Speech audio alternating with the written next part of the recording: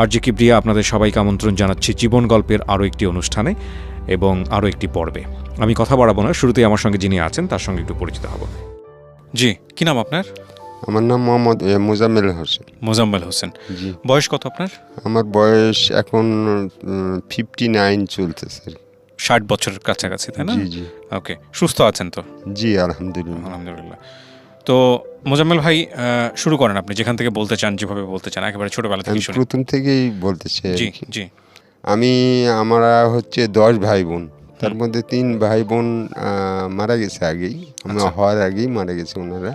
আচ্ছা। আমরা 7 ভাই বোন, আমি সবার ছোট, মানে লাস্ট আর কি। আচ্ছা। তো আমার মায়ের যে সময় আমি হই সেই সময় হয়তো আমার মা কেউ কোনোদিন কল্পনাও করতে পারেনি যে এর বাচ্চা হবে। আমার বড় বড় বোনেদের বাচ্চা, ভাগনা ভাগ্নি ভাতিজি সবাই আছে। তো হঠাৎ করে যাই হোক আমি জন্মগ্রহণ করি 1964 সালে। তারপরে 6 বছর বয়সে তারপরে 71-এর যুদ্ধ আসে। তারপরে আমি তখন একটু একটু জ্ঞান হয়, মানে বুঝতে পারি আর কি যে পালাপালি করতেছে, আমার ভাবিরা কোলে নিয়ে জঙ্গলে লুকাইতেছে, মানে এই ধরনের আর কি। পরে আমি তখন 6 বছর যখন বয়স 70-এ আমার মেজো ভাই আর কি, উনি হাসপাতালে স্বাস্থ্য বিভাগে চাকরি করতো। আচ্ছা। উনি তখন আমার এই স্কুলে ভর্তি করে। তারপরে আমি ওখানে যথারীতি লেখাপড়া করি। করার পরে লেখাপড়া করতে করতে আমি আল্লাহর রহমতে প্রাইমারি স্কুল পাশ করে তারপরে হাই স্কুলে ভর্তি হলাম। হাই স্কুল থেকে আর আমার ফ্যামিলি খুব ব্যাকগ্রাউন্ড খারাপ আর কি, মানে ভেরি পুয়ার ম্যান আর কি। আমার ফাদার মাদার, আমার গ্রামের লোক যথেষ্ট হেল্প করছিল, কারণ যে ওই গ্রামে অধিকাংশ লোক, মানে 95% লোক অশিক্ষিত ছিল। তো সবাই গ্রামের চিন্তা করছিল যে এই ছেলেটা এক সময় মানুষের মতো মানুষ হবে এবং গ্রামের এটা উজ্জ্বল আশা ছিল আর কি। তো পরবর্তীতে আমার বাপ তখন করলো কি, যে আমার এসএসসি পরীক্ষার ফর্ম ফিল আপ করার মতো টাকা আমার আব্বার ছিল না আর কি। তখন আমাদের লাস্ট একটা জমি ছিল মাঠে, 10 কাঠা জমি ছিল আমার আব্বার। ওই জমিটুকু বিক্রি করে, তখন তো সস্তার সময়, তখন 1100 টাকা ফর্ম ফিল আপ। আচ্ছা। তো জমিটা বিক্রি করছিলাম মাত্র 1500 টাকায়। আচ্ছা। তো বিক্রি করার পরে ফর্ম ফিল আপ করলাম। আলহামদুলিল্লাহ ফর্ম ফিল আপ করার পরে এসএসসি পরীক্ষা দিলাম। এসএসসি পরীক্ষাতে আমি 2nd ডিভিশনে পাশ করি। আচ্ছা আচ্ছা। এটা হচ্ছে আপনার হচ্ছে 1980 সালে আর কি। জি। তো 80 সালেই আমাদের ওখানে প্রথম এসএসসি সেন্টার হয়। তারপরে আমি ওখান থেকে এসএসসি পাশ করার পরে আমি বাড়িতে বিভিন্ন জায়গা কলেজে ট্রাই করি যে ভর্তি হবো কোথায়। আমি তো গরিবের ছেলে, আমি কীভাবে লেখাপড়া করবো, করবো, খুব টেনশন ভোগ করতাম। পরে হঠাৎ করে আমাদের গ্রামের এক মানে মামি আমার হয় গ্রাম সম্পর্কে, সে মামি আবার আমাদের ওখানকার কলেজের আয়ার চাকরি করে। আচ্ছা।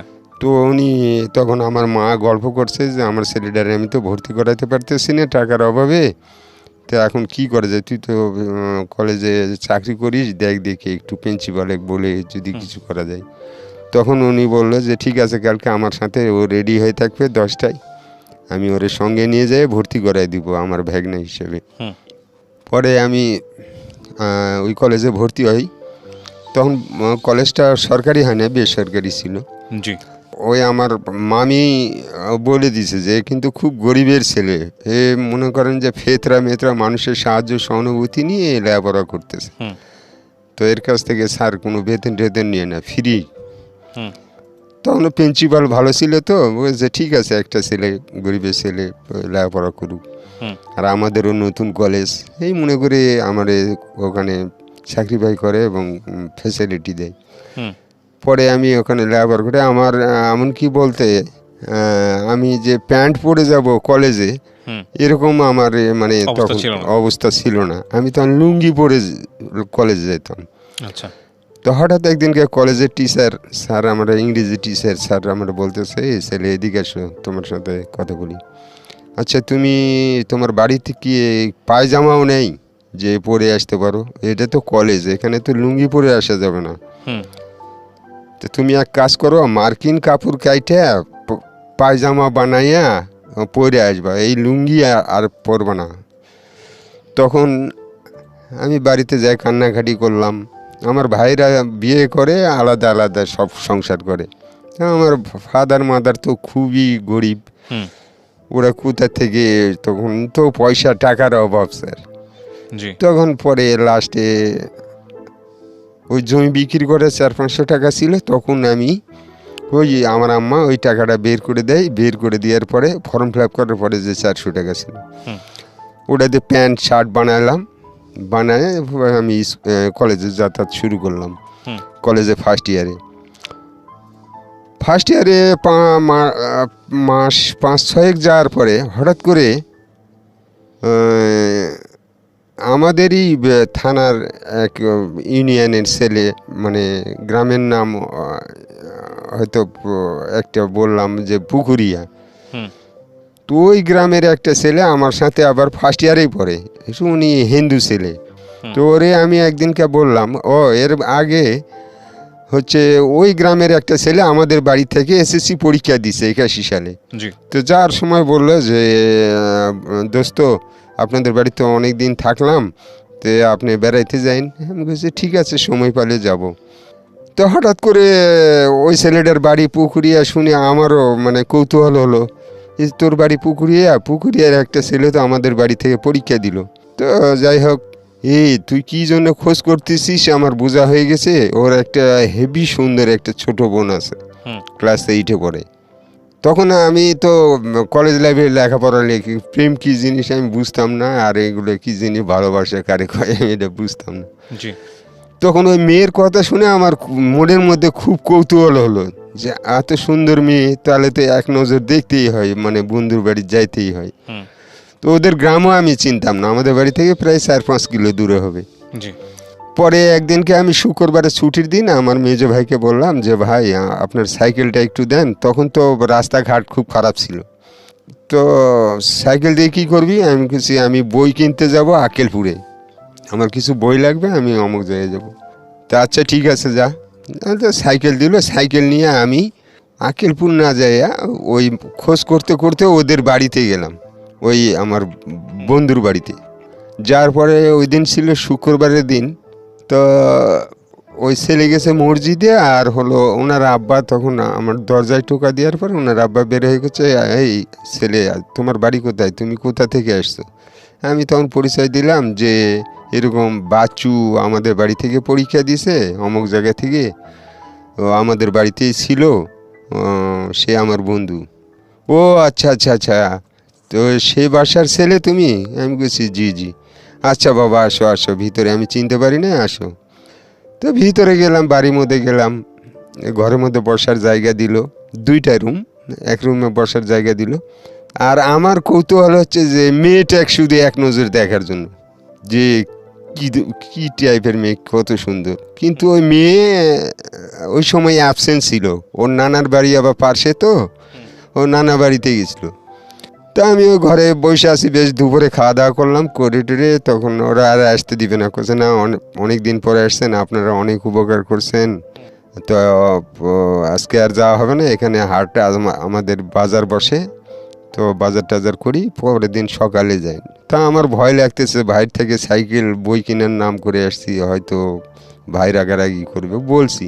তো ওনারা বলছে যে তোমার ভাই বুঝাই বলবো। তারপরে আমি ওই দিন ওই বাড়িতে ওয়েট করি আর কি, থাকি আর কি। বিকাল 4টার সময় আমি যে ঘরে বসে আছি ওই ঘরে ওই মেয়ের ওড়না, বই কলম খাতা সব ওই রুমেই আছে। তখন আমি একটা বই পড়তেছি, তো হঠাৎ করে মেয়েটা 5টার দিকে আইসা ওই ঘরের মধ্যে ডাইরেক্টলি ঢুকছে। ঢুকে আমিও ওকে এক নজর দেখছি, ও আমার এক নজর দেখছে। দেখার পরে আমার মনের মধ্যে মানে এমন মানে শুরু হয়ে গেল যে বাহ, ফাইন বিউটিফুল চেহারা, তো খুব সুন্দর। তো তখন থেকে আমার মনের মধ্যে একটা স্পট পড়ে গেল যে আমি এরে যেভাবে হোক মানে আমার আয়ত্তে নিয়ে আসবো। পরে আমি করলাম কি, পরের দিন সকালবেলা ওই এক নজরই দেখছি, আর দেখা হয়নি। পরের দিন সকালবেলা আসার সময় 10টার দিকে আমি আবার শয়তানি করে করলাম কি, তখন তো মোবাইলের যুগ ছিল না, তখন হয়তো চিঠিপত্রের যুগ। তখন আমি ওর একটা খাতা নিয়ে খাতার মাঝখানে লিখছি, চিঠি দিবে লক্ষ্মী কেমন, এই কথাটা লিখে লাস্টে আমি কলেজের অ্যাড্রেস দিয়ে আসছি। তো ঠিক আছে, তখন আমি দিয়ে চলে আসছি। আর আমি ওগুলা মনেই করি নাই যে ভালোবাসা কারো কয় কী কয়, এগুলো বুঝি না। তখন আবার এসে লেখাপড়া শুরু করে দিছি। হঠাৎ করে কলেজের পিয়ন উনি বলতেছে আমার ডাইকে যে ভাগনা এদিকে আসো, তোমার সাথে আমার একটু কথা আছে। তাই গেলাম। কি মামা? বলতেছে এটা তোমার জিনিস আছে, আমাকে মিষ্টি খাইতে হবে। তা আমি মনে করছিলাম যে বিভিন্ন জায়গায় চাকরির অ্যাপ্লিকেশন করছি, হয়তো সে অ্যাডমিট কার্ড হয়তো আসতে পারে, এই জন্য হয়তো চাইতেছে। তা আমি ওনারা মিষ্টির দোকানে নিয়ে গেলাম, নিয়ে যেয়ে এক পিস মিষ্টি খাওয়ালাম, এক কাপ চা খাওয়ালাম।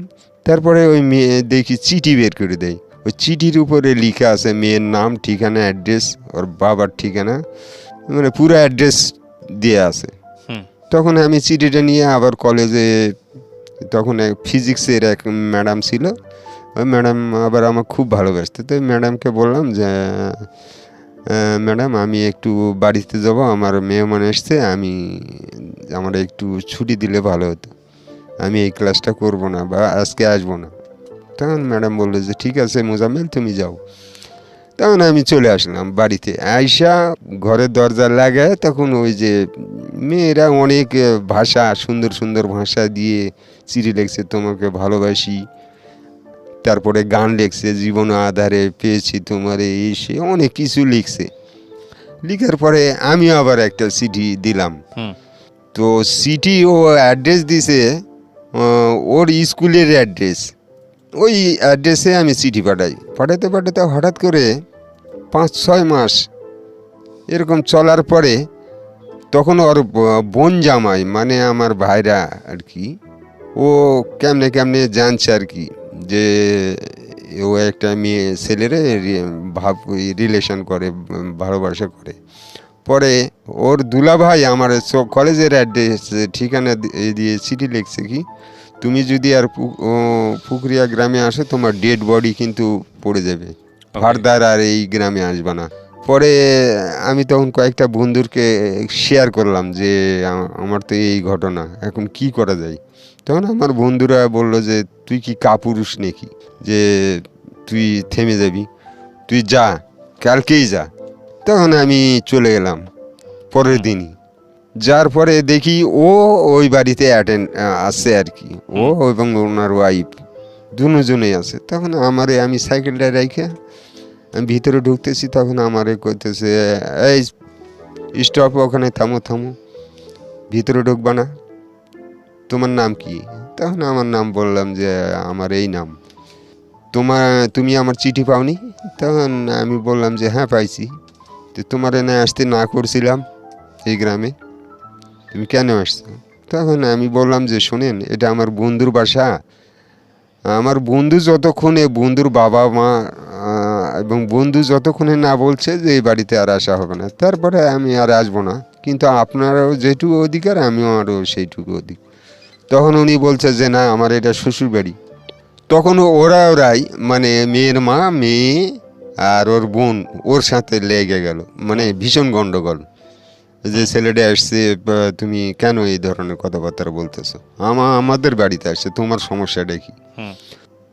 ওনার ওয়াইফও বলতেছে যে না, সে আমাদের বাপের বাড়ি আসছে, এটা তো আর আমাদের নিজের বাড়ি না, তা আসতেই পারে তার বন্ধুর বাড়ি, তাই সে তো অনেক উপকার করছে তারা। তা যাই হোক, করছে না ও আমার শালি ওর সাথে প্রেম করে, করে, আমি এগুলো জানতে পারছি, আমি এগুলো হতে দিব না। পরে লাস্টে ওনারা বললো যে তাহলে আমার মেয়ের বাপ সে বলতেছে যে শোনো, ওই ছেলে আসছে, তুমি এই মুহূর্তে বাড়ি থেকে চলে যাও, পরে তুমি আসো, এই ছেলে চলে গেলে তুমি আসো, যাও। তখন ও বের হয়ে গেল, আমি থাকলাম। থাকার পরে এখন আমার শাশুড়ি এবং ওয়াইফ তখন হয়নি, শাশুড়ি হয়নি, মানে হবু আর কি, শাশুড়ি ওয়াইফ। তখন ওরা বললো যে কোনো টেনশন করেন না, খাওয়া দাওয়া করেন, করে রেস্ট করে বিকালে যান। তারপরে আবার দেখি কিছুক্ষণ পর ও আবার আসছে বাড়িতে। আসার পরে আমি অকথ্য ভাষায় গালিগালাজ করতেছি করতেছি, আমাকে বলছে যে তুমি চুপচাপ থাকো, যা মনে থাকো। তারপরে আমি থাকলাম, থাকার পরে আমি আবার ওখান থেকে 5টার দিকে আমার বাড়িতে চলে আসলাম। আসার পরে মেয়ের বাপ একদিন হঠাৎ করে আমাদের বাড়িতে আসছে, মানে আমার খোঁজ খবর নেওয়ার জন্য, যে আমি কি করি, কোথায় থাকি, আমাদের ফ্যামিলি কেমন কি। মানে আমাদের বাড়িতে কেউ চিনতে পারে না, আমার বাড়ি তো কেউ জানতো না যে এই কাজ করতেছে। মানে তলে তলে উনি খোঁজ খবর নিত আর কি। তো পরে আমাকে একদিনকে ডাক দিল যে তুমি আমাদের বাড়িতে আসো।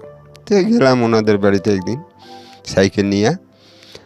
তো আমার এখন ডাইকা কাছে বসায় আমারে বলতেছে যে আচ্ছা বাবা, তুমি একটা সত্যি কথা বলো তো, তুমি লেখাপড়া করো, এই বয়সে তুমি এই ভালোবাসা করো, আমার মেয়ে কি ধরো বিয়ে করলে কইরে খাইতে দিবে কি তার, আর তোমার বাড়ির যে পরিস্থিতি, এখানে আমার মেয়ে এসে থাকার মতো মানে পরিস্থিতি না। তো তুমি সত্যি করে বলো যে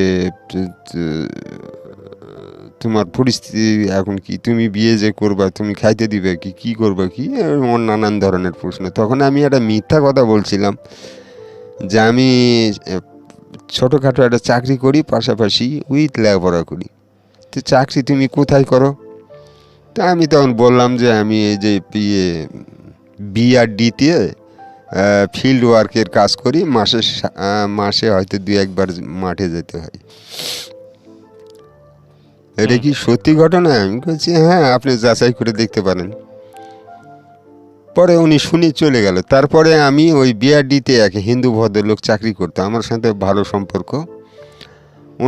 উনি আবার ক্লার্কের চাকরি করতেন। তো ওনারে আমি বললাম, ডিটেলস ঘটনাটা খুলে বললাম। বলার পরে ওনারে রিকোয়েস্ট করলাম যে দাদা, যদি কোনো সময় উনি আসে, এই টাইপের লোকেশনটা দিলাম, মানে যে এই ধরনের লোকটা আর কি। তখন উনি বললো যে ঠিক আছে, আসলে আমি বলবো যে ঠিক আছে, আমাদের অফিসে চাকরি করে। আমি তো ওনাকে বলে রাজি করাইছি। করানোর পরে আমি আমার মনে লেখাপড়া করতেছি, ওইদিকেও যাইতেছি। মানে ওদের বাসায়ও প্রায় 5 দিন 6 দিন পরই যাইতাম। কিন্তু ওই গ্রামের মোটামুটি মানুষ ধারণা করছিল যে এই ছেলে দিয়ে এর বিয়ে হবে, মানে মোটামুটি রিলেশন, মানে জমজমাট। মেয়ের মা, ভাই, মেয়ে সবাই রাজি, কিন্তু বাপ রাজি না। তো পরে লাস্টে আমি এরকম থাকতে থাকতে আমি তখন সেকেন্ড ইয়ারে ইন্টারমিডিয়েট পরীক্ষা সামনে। তখন আমি একটা জিনিস চিন্তা করলাম কি, মেয়ের বাপের একই কথা, ইন্টারমিডিয়েট পাস করার পরে তুমি চাকরি বাকরি ধরবা, তারপরে তোমার বিয়ে দেব, তোমাকে দিয়েই আমার মেয়ের বিয়ে হবে। তখন আমি একটা জিনিস চিন্তা করছিলাম, করলাম কি যে যদি ফেল করি ইনকেসলি, তাহলে তো মেয়ে আমার দিবে না। এইরকম একটা আমার মানে মনের মধ্যে একটা মানে টেন্ডেন্সি চলে আসলো। পরে আমি লাস্টে করলাম কি, হঠাৎ করে একদিন আমার কলেজের বন্ধুবান্ধব কয়েকজনকে বললাম যে এই ধরনের ঘটনা, এখন কি করা যায়। তখন আমার কয়েকটা বন্ধুবান্ধব সাজেশান দিল যে ঠিকই তো, তাহলে তুই এক কাজ কর, পরীক্ষার আগে তুই মেয়ের বাপের কাছে যা এবং চাপ সৃষ্টি কর। তখন আমি বাড়ি থেকে চলে গেলাম, একাই গেলাম। যার পরে মেয়ের বাপের সাথে বসলাম, বসে মেয়ের বাপের ডাইরেক্টলি বলতেছি যে আমি আপনার মেয়েকে বিয়ে করব পরীক্ষার আগেই, আপনি রাজি কিনা। তখন মেয়ের বাপ বলতেছে যে না, তোমার পরীক্ষা না হওয়া পর্যন্ত, পরীক্ষার রেজাল্ট বের না হওয়া পর্যন্ত তোমাকে আমি বিয়ে দিতে পারলাম। কি পরীক্ষা এটা? এটাই আমার ইন্টারমিডিয়েট, পরীক্ষা। হ্যাঁ, ফাইনাল পরীক্ষা। তো ওইটা হলো 1982 সালে আর কি। পরে তখন মেয়ের বাপ কিছু মানে রাজি হয় না। লাস্টে আমি বললাম যে ঠিক আছে, আমি পারলে আপনার মেয়েকে উঠাই নিয়ে যাব, এ ধরনের কথাবার্তা বললাম। তখন মেয়ের মা আর মেয়ে বললে যে ওটা টেনশন করে না, তুমি প্রস্তুতি নাও, আমি রেডি আছি। এই কথা বলে আমি চলে আসলাম বাড়িতে। আসার পরে আমার তো বিয়ে করার মতো অ্যাবিলিটি নেই, মানে টাকা পয়সা নেই। আমি বিয়ে যে করতে যাব, মানে বিয়ের তো এমন কতগুলা জিনিসপত্র লাগে, ও সেগুলা কেনার মতো আমার মানে সামর্থ্য নেই। তখন আমি ওই কলেজের বন্ধু বান্ধব যারা ধনী শ্রেণীর, তাদের ছেলেপেলেদের বললাম যে ভাই আমি তো বিয়ে করতে যাচ্ছি, কিন্তু আমার কাছে তো পয়সা পাতি কিচ্ছু নেই, আমি তো কি করি এখন। তো আমারে বললো যে তোর কি কি লাগবে। আমি বললাম যে মিনিমাম একটা মেয়ের শাড়ি, একটা ব্লাউজ, একটা পেটিকোট, নাক ফুল, তারপরে হচ্ছে বিয়ের জন্য অলিমা, তারপরে মলবি খরচ, এগুলো তো লাগবে। তখন ওরা 5-6 জন বন্ধু বান্ধব বললো যে ঠিক আছে আমরাই টাকা দিব, তোর এগুলা কেনার জন্য আমরা টাকা দিব, উইথ আমরাও যাব সাথে। ঠিক আছে, তা আমি তো রেডি। মনে করেন সামনে মাসের সোমবারে মানে বিয়ে হবে, আমি এগুলা কেনাকাটা করলে রেডি আছি। বা আমার বাড়িতে কিন্তু কেউ জানে না, বাপ জানে না, মা জানে না, ভাই জানে না, কেউ জানে না, আত্মীয় স্বজন। পরে আমি সোমবারের দিন আসে, হঠাৎ করে মেয়ের বাপের বাড়ি থেকে একজন লোক আসে, একটা ছেলেকে পাঠাই। ওই ছেলে এসে বলতেছে যে ভাই একটু শোনেন, বিয়ে হতে, আপনি বিয়ে করতে যান না। আমি বলছি কেন? কইছে মেয়ের বাড়ির ভীষণ গন্ডগোল, মেয়ের মায়ের মাথা টাথা ফাটায় ফেলাইছে, ওর ভগ্নিপতি জামাইয়ের সাথে গন্ডগোল, বিয়ে হবে না, আপনি বিয়ে করলে আপনি পরে করেন, আজকে যান না। তখন আমি মনে করছিলাম যে এটা মনে হয় চর, আমার সাথে বিয়ে যাতে না হয়, আমার এই ভাইরা এই লোকেরা পাঠাইছে। তখন আমি ওনাকে উইথড্র করে আমরা চলে গেলাম। তখন যার সময় আমার আব্বা বলতেছে, আমার আব্বা অনেক বয়স্ক, না আমার আব্বা বলতেছে তুমি কোথায় যাবা? আমি বলছি আমার বন্ধুর বাড়িতে মিলাদ খাইতে যাব, মিলাদের অনুষ্ঠান আছে, সেখানে যাচ্ছি। কিন্তু ব্যাগের মধ্যে সব কিছু ভরে নিয়েছি, পাঞ্জাবি, পায়জামা, টুপি যেগুলো আছে সব নিয়ে আমরা 5-6 জন রওনা দিছি সাইকেল নিয়ে। তারপরে গেলাম, বিয়ের জন্য মিষ্টি নিলাম, তারপরে নিয়ে ঠিয়ে মেয়ের বাড়িতে গেলাম। যাই দেখি মেয়ের বাড়িতে তালা চাবি মেন গেটে, বাড়িতে কোনো লোকজন নেই। তারপরে পার্শ্ববর্তী মহিলারা আমাদের দেখা, কী ব্যাপারে এত সুন্দর সুন্দর ছেলে পেলে 5-6 জন একসাথে, কী ব্যাপার, কী ঘটনা? তখন ওনারা জিগাইলো যে কী ব্যাপার। বিয়ে করতে গেলাম, ভীষণ গন্ডগোল হওয়ার পরে ওখানে আবার রাত্রেই আবার মেয়ে আসলো, মেয়ের বাপ টাপ আসলো, সবাই আসলো। আসার পরে আমি রাগ করে বের হয়ে আসতেছিলাম, তারপরে মেয়ের মাটা আটকাইলো, আটকানোর পরে আমি পরে ওই দিনে ওখানে আমরা 5-6 দিনে ওয়েট করি, পরের পরে বিয়ে হয়ে যায়। বিয়ে হওয়ার পরে আমি ওখানে 3-4 দিন ওয়েট করি, মানে ভয়ে বাড়িতে আসি না। পরে লাস্টে আমি হচ্ছে 5-6 দিন পরে আমার শ্বশুর বলতেছে তুমি এখন বাড়িতে যাও, বিয়ে শাদি করছো, কিন্তু এখন কোনো রিলেশন হবে না, কোনো মানে আমার মেয়ে লেখাপড়া করবে, তুমি ওখানে থাকবা। আমার মেয়ে এসএসসি পরীক্ষা দিবে এখান থেকে, তুমি এর মধ্যে চাকরি বাকরি ধরো, তারপরে আমার মেয়ে যাবে। এই কথা বলে আমার বিদায় দিল। আমি তখন বাড়িতে চলে আসলাম। আসার পরে একটার পর একটা খবর আসে যে আপনার ওয়াইফ তো অমুকের সাথে ঘুরতেছে, সিনেমা দেখতে যাচ্ছে।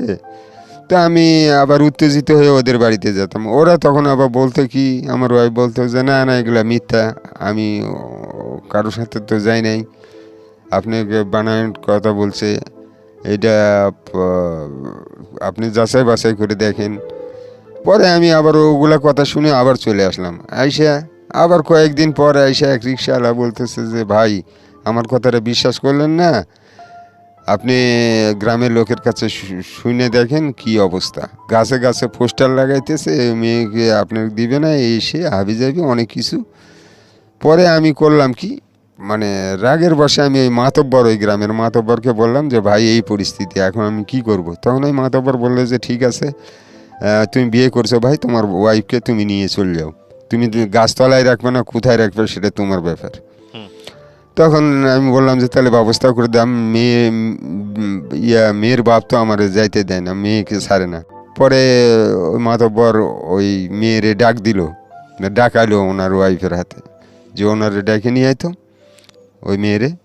তখন ডেকে নিয়ে আসলো, নিয়ে এসে বললো যে কী ব্যাপার, তুই একটা ছেলের জীবন নিয়ে সিনিমিনি খেলাস, তুই যদি ওরে সত্যিকার ভালোবেসে থাকিস, বিয়ে করে থাকিস, তাহলে তোকে এক্ষুনি এই মুহূর্তে ওর সাথে চলে যেতে হবে। তখন ও বলল যে ঠিক আছে, আমাকে 1 ঘন্টা সময় দেন। তা ঠিক আছে, আমি তখন ওই মাথাবরের বাড়িতেই থাকলাম 1 ঘন্টা। পরে ওই মেয়ে বই পুস্তক নিয়ে চলে আসে আমার কাছে।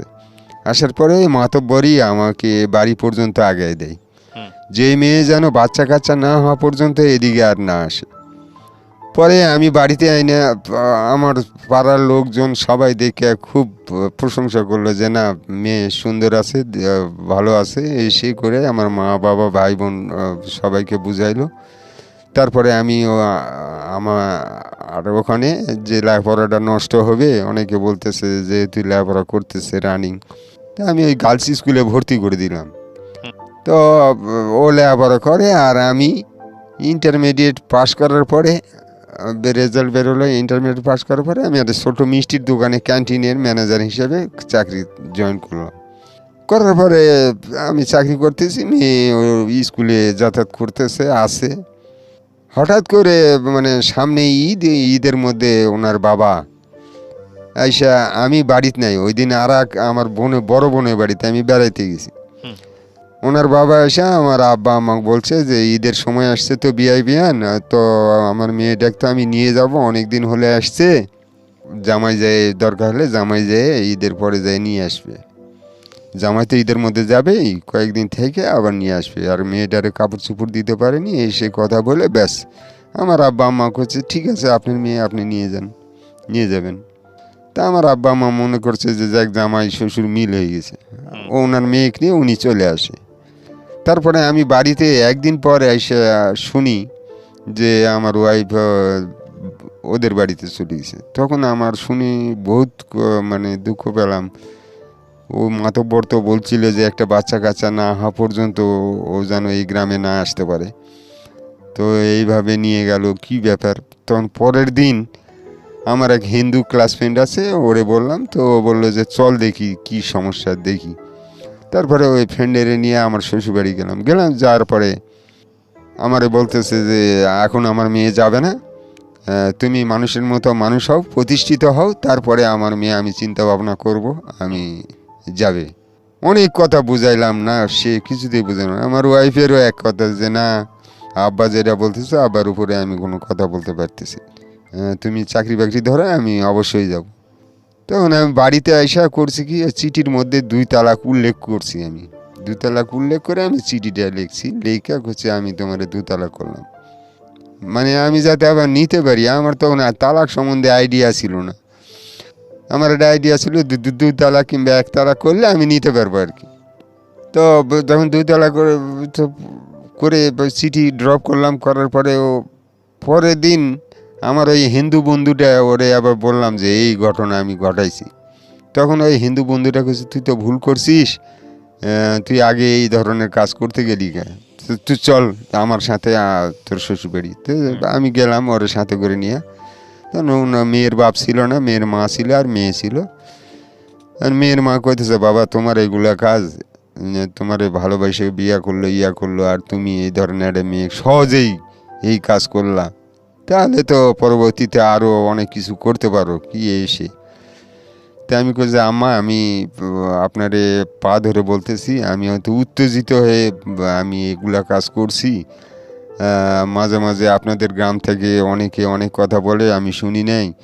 তো আমার শ্বশুরও আমার ওয়াইফকে আটকায় রাখছে, যাইতে দেয় না। আমার তো অধিকার আছে, আমার ওয়াইফ কোথায় থাকবে না থাকবে সেটা তো আমার ব্যাপার, এই কারণে আমি এই কাজ করছি। তখন আমার শাশুড়ি বললো যে ঠিক আছে, তুমি এটা নিয়ে টেনশন করো না, আমি ওই চিঠি গোপন রাখছি, তুমি তোমার বাসায় চলে যাও, আমরা পরবর্তীতে এটা দেখবো আর কি। তুমি যে চাকরি বাকরি ধরো, করো, ভালো জায়গা পৌঁছো, তারপরে মেয়ে তো লেখাপড়া করুক এখন আবার এখানে। এই অবস্থা থাকে। হঠাৎ করে একদিন আমার নওগাঁ আমাদের ডিস্ট্রিক্ট লেভেলে আমার এই ভাইয়ের সাথে দেখা হয়ে ভালো করে সম্বন্ধের কথা বলে আমার বলতেছে আফজাল, আমাদের ওখানে তো মেলা, তুই মেলা দেখতে যাবো নাকি, চলো। তারা আমার নিয়ে আসলো, নিয়ে আসার পরে ওদের বাড়িতে নিয়ে আসলো, নিয়ে এসে আমাকে ঘরের মধ্যে ঢুকাইয়া মুড়ি চানাচুর এটা সেটা খাইতে দিল, দিয়ে দরজা লক করে গেছে, আমি বলতে পারি না। পরে এরা 2টার দিকে ওনার আম্মা উঠছে, উঠে দেখে যে কী ব্যাপার, ঘরের মধ্যে একজন লোক। আমি বসে বসে কাঁদতেছি, কী ব্যাপার, আমাকে তো অন্য প্ল্যান করছে, হয়তো মেরে ফেলো, মানে কিছু একটা করবো আর কি। কাঁদতেছি তো হয়তো ওই আমার ভাইরার আম্মা তখন জানানে দিয়ে বলতেছে যে বাবা তুমি কোথা থেকে আসছো, তোমার তো ওই তোমার এই ধরনের করার জন্য, মেরে ফেলার জন্য লোকজন ঠিক করতে গেছে, তুমি পালাও, যেভাবে হোক বের হও। তখন আমি দেখি খাটের নিচে অনেকগুলি কাঠের বাটাম আছে, ও বাটাম আমি কাঠের জানালার শিখতো, ওর মধ্যে দিয়ে আমি মানে একটা জোরে চারা মারলাম, তখন দেখি যে শিকগুলা সব ভেঙে গেল। তখন আমি ওই জানালা দিয়ে লাফ দিয়ে আমি ওই পারে যাই পড়ি, কলমি লতার গাছ, ভীষণ জঙ্গল। তারপরে ওর মধ্যে থেকে বের হয়ে আমি সরাসরি আমার শ্বশুর বাড়ি আসলাম। আসার পরে বিস্তারিত বললাম, তে আমার শ্বশুর কয় কি তুমি কেন আসছো, তোমাকে তো নিষেধ করা হয়েছে, তুমি কেন আসবা। সে বলা ঠিক আছে তুমি আসছো, বেঁচে গেছো, তুমি যাও গা, বা বাড়িতে যাও, তুমি বাড়ি ছেলে বাড়িতে যাও, তুমি এই গ্রামে আর আসো না, এই গ্রামে আর আসবো না, আমরা পরবর্তীতে ডিসিশন নিয়ে তোমার জানাবো। পরে আমি আমার বন্ধু বান্ধব, আমার এক বন্ধু ছিল ওসির ছেলে, তারপরে টিএনওর ছেলে, তাদের বললাম যে ভাই এই পরিস্থিতি। তখন ওরা বললো চল দেখি। ওদের গ্রামে গেলাম, চেয়ারম্যান মেম্বার সহকারে মিটিং হলো। মিটিংয়ে চেয়ারম্যান বলতেছে যে তুমি ভালো ছেলে, তুমি আর মেয়ের পিছনে আসো না বাবা, তুমি লেখাপড়া করো, এর চাইতে ভালো মেয়ে পাবে, তুমি আর এই মেয়ের পিছনে ঘুরো না। তারপরে আমার চেয়ারম্যান বুঝায় সুঝায় বললো যে যত মেয়ের বাপকে আমি কেস করব, মামলা করব, অনেক কিছু করব। তখন চেয়ারম্যান বললো যে যত কিছু করুক আমি আছি, আমি সাহস দিলাম, তুমি যাও, তোমার একটুকু কিছু হবে না, তুমি যেয়ে ভালো ছেলের মতো লেখাপড়া করো, যাও গা, আর চাকরি বাকরি খুঁজো, এর চাইতে ভালো মেয়ে পাবে। তখন আমি ওখান থেকে রিটার্ন চলে আসি। আসার 7 দিন পরেই শুনতে পাই যে ওই মেয়ে বিয়ে করছে, ওই যে গ্রামেরই এক ছেলে, তার আবার আগের ওয়াইফ আছে, বাচ্চা আছে, সেই ছেলেকে দিয়ে বিয়ে দিছে। দেওয়ার পরে তারা সংসার করে। পরে আমি আবার 2 দিন ওদের গ্রামে গেলাম, ভুলতে পারি না। পরে ওরা ঢাকায় চলে আসছে, ঢাকায় এসে কোথায় যেন গার্মেন্টসে না কোথায় চাকরি করতেছিল। পরবর্তীতে আমি নেশার জগতে, মাদক দ্রব্য, মানে ওর কথা ভুলতে পারি না। পরে লাস্টে এক হিন্দু, উনি আবার বলতেছে যে আয় আমার সাথে। তো ওই দিন থেকে ওই নেশা টেশা খাইতাম, বাংলা টাংলা এই সে খাইতাম, আর ওই নেশা যেখানে যেখানে তৈরি হতো ওখানে ওখানে থাকতাম, বিভিন্ন জায়গায়, মানে পাগলের মতো হয়ে গেলাম। লাস্টে আমাদের গ্রামের এক ইমাম সাহেব, মসজিদের ইমাম সাহেব, উনি তখন আমাদের পাশের গ্রামের, উনি তখন আমার আব্বা আম্মা ভাই বললো যে ছেলেটা তো নষ্ট হয়ে যাচ্ছে, ছেলেটাকে তো ভালো করতে হবে। তা আমার হাতে একটা মেয়ে আছে, ওরা সব শিক্ষিত ফ্যামিলি, ছেলেটাও শিক্ষিত, হয়তো ওরা একটা চাকরি বাকরি দিয়ে ছেলেটাকে একটা ভালো পর্যায়ে নিতে পারবে, তো বিয়ে করাই দেন। তা আমার আব্বা আম্মা বললো যে ঠিক আছে, আপনাদের উপর পরবর্তীতে কি বিয়ে শাদী করছেন আপনি? হ্যাঁ, বিয়ে শাদী করছি। এই সংসারটা আপনার আছে এখনো নাকি? জি, এখনো আছে, এক ছেলে এক মেয়ে। ওকে, তো আপনার এই প্রথম স্ত্রীর সংসার কত বছরের ছিল? 1.5 বছরের মতো। আপনি গল্পটা এত জীবন পরে এসে, এত লম্বা সময় পরে এসে কেন বলতে চাইলেন রেডিওতে? আমি এত পরে বলতে চাইলাম যে আমি আগের থেকে চেষ্টা করতাম মানে বলার জন্য, না, আপনার জীবনের এত বছর পরে এসে কেন বললেন? আর আমি বলার পিছনে এই কারণ যে আমার এই গল্পটা শুনে আরও ছেলেপেলেরা, হয়তো গরিব ঘরের ছেলেপেলেরা, হয়তো লেসনাররা থাকতে পারে এই ধরনের, যে বাপ মাকে অজানায় কিংবা বাপ মায়ের অজান্তে হয়তো বিয়ে করছি কিংবা রিলেশন করছি, তারা যেন আর সাবধান হয়ে যায়, তারা যেন পরবর্তীতে এগুলা কাজেতে বিরত থাকে। এগুলা কাজ হচ্ছে অশান্তি আর দুর্ভোগানে। এই জন্য আমি লেসনারদেরকে বলতেছি, আপনারা এই আমার মতো এই ধরনের বোকামো কাজ যাতে না করে। অনেক ধন্যবাদ। আপনার এই প্রায় 60 বছরের পৌরত্ব জীবনে এসে আপনি আমাদের মতো ইয়াং ছেলেপেলে বা আমাদের চেয়ে অনেক জুনিয়র যারা ইয়াং আছে তাদেরকে জি। অন্তত এই ভুল থেকে সাবধান করে গেলেন, সেজন্য ধন্যবাদ জানাচ্ছি। জি যে কোনো ইমোশনাল রিলেশনশিপই আসলে মোটা দাগে শেষ পর্যন্ত সেটার পরিণতি ভয়াবহ।